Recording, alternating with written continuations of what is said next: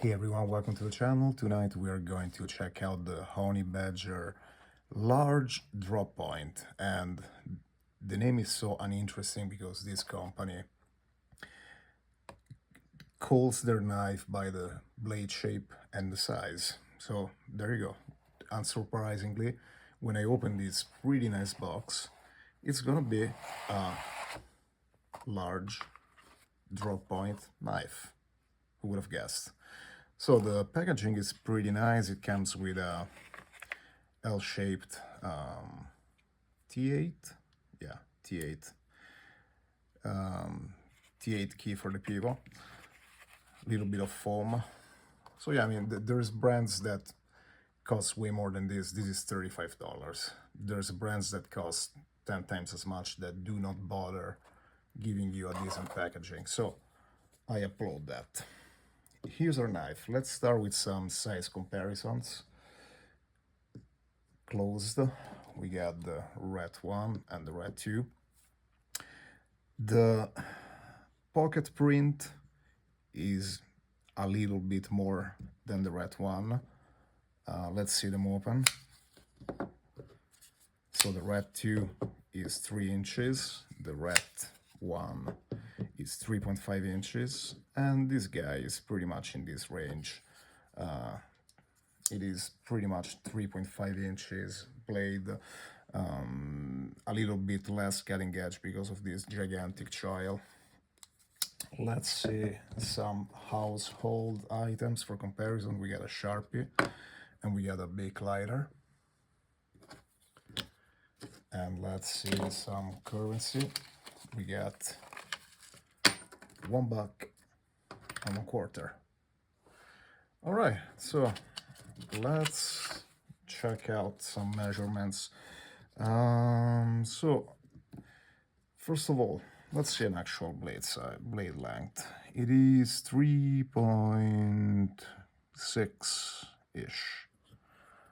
All right, so on the larger side of the EDC, the blade stock is pretty generous. It should be, let's see what the caliper says. Yeah, it's actually 0.39, so pretty chunky blade stock, but in fairness, the blade is so broad. Is it 1 inch? It's more than 1 inch. There you go.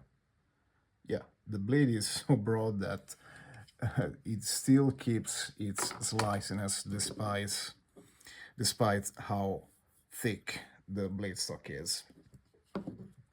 So yeah, it's a pretty decent sized knife. Materials.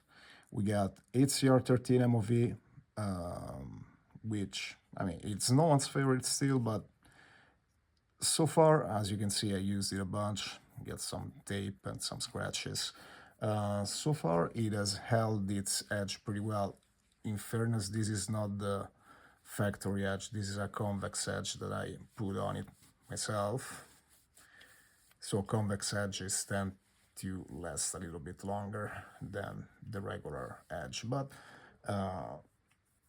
it's held pretty well. And also, this HCR in particular was okay to sharpen. A lot of time HCR knives are finicky. When you finally get to have a burr, it's hard to get rid of it. This one was actually kind of a pleasant experience. The handles, FRN, nothing to write home about. They do what they have to do. But they are grippy, I'll tell you that. They are grippy.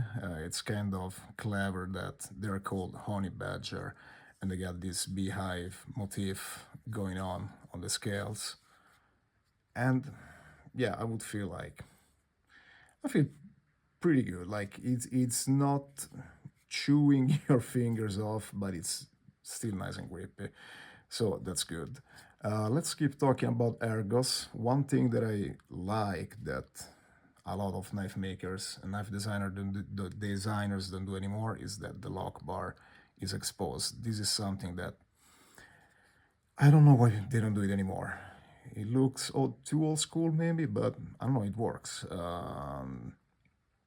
I like being able to easily go in here and close the knife, especially if I'm wearing gloves. Like if you have something like, this is gonna be a different review. I'm gonna do a bunch of mods on this one. This is the Spartan Blades Astor. If you have something like this, like these screams work knife, right? But then it's hard to get into the lock bar. So let's talk about this knife another time. We're focusing on this now. This giant choil over here, you know, like I don't even like it in Spyderco where the choil is an actual guard. I don't have a Spyderco handy, but yeah, you know what? I got this little guy. So this is the good old cold steel tough light, where yeah, it has a big choil, but it is guarded. My finger is not gonna rub on the live edge. And in general, I think that a nice big finger choil makes sense on a knife that is as small as this one, right? Because you need more real estate for your hand. So like I still get a full 4 fingers grip on such a small blade. While on this guy, there is so much handle that I would rather have more cutting edge, like a third of an inch all the way down here. This should all be cutting edge, in my honest opinion. Also because something that, let me get a piece of cardboard, something that I don't particularly like about this kind of trials is that, we're also going to do a cut test since we're at it. When you start your cut and you push in, what happens is that you're going to grip the material that you're cutting with your choil. Unless you hold it the way that they want you to hold it, which is this, then in which case it's gonna go through no problem. And this is actually pretty slicey. Before you ask, this is not the knife that cut my finger. It's not this guy. It's a different one. But yeah, you can definitely do this. You're not gonna get cut. It looks scary. But this is another gripe that I have with this kind of design in general. If you really want me to hold the knife here when I'm doing heavy cutting, why is the jimping here?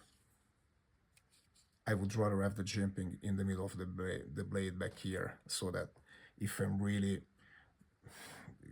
in my case, like going through cardboard, but this is not the the kind of knife that I'm gonna use when I go camping, right? Especially because this is on bearings. Speaking of bearings, look at this.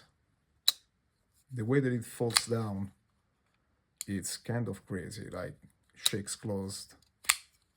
You can shake it closed on a $35 knife. It's pretty incredible. Deployment methods: middle finger flick, thumb flick. I already showed you the flipper. Slow roll, of course. Let's see if it shakes open. It does not, which is always good. I hate I hate weak detents, so I like that this. Yeah, it's not opening. I really like that. Other little particular that I enjoy about this knife is this really deep carry clip. And I like it because, especially when I'm at work, I don't want everyone to see that I have a knife. So I don't know if you have one of the most used work knives ever is the Rat, and like this much is gonna stick out. It's a lot of knife for everyone to see. While this is actually really well done, and it kind of looks like a butt mounted clip. It's not fully butt mounted. I think Fox knives makes a clip like this, but it looks like a Lion still, where it's all the way down. So this is also gonna save your pocket seams as you use this knife, which, you know, I like not destroying my jeans. There are a couple of knives that are gonna, I already know they're gonna destroy my pants every time I put them in a pocket. This one comes in and out pretty easily. The detent is pretty good too. When it's inside the pocket, you do not feel like it's gonna slip out easily. It has this little FRN backspacer, which with a bit of jimping here too, just in case for any reason you're gonna hold the knife this way. You can do it. I don't know why would you do it, but you can. And so overall, this is a pretty solidly built knife.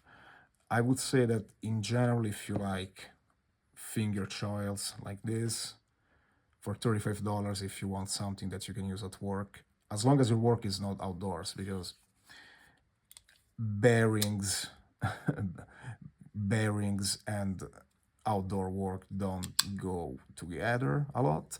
But if you have an indoor job where you do a lot of cardboard and rope and zip ties and whatever, you don't want to waste a good knife with the daily beating. This one for $35, I would totally recommend it.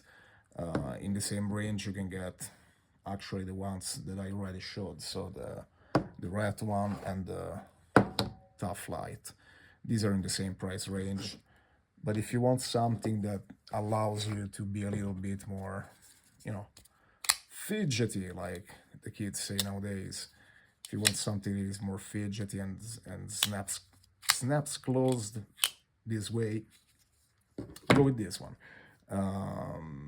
I put it through several tasks